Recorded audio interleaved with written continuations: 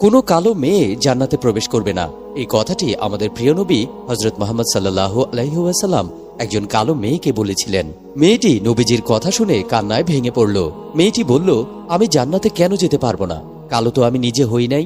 হুজুর, আপনি তো বলেছেন 4টি কাজ করলে মেয়েদের জন্য জান্নাতের দরজা খোলা থাকবে। 1 নাম্বার, যে নারী 5 ওয়াক্ত নামাজ পড়বে। 2 নাম্বার, যে নারী সর্বত্রই রোজা রাখবে। নাম্বার 3, যে নারী স্বামীর আনুগত্য স্বীকার করবে।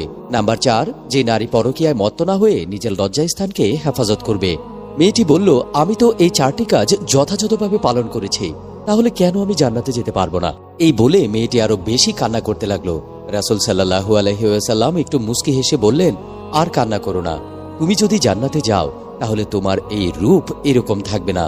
আল্লাহ তাআলা তোমাকে খুবই সুন্দর আসমানের চাঁদের মতো, পরীর মতো তৈরি করে তারপর জান্নাতবাসী করবেন। সুবহানাল্লাহ।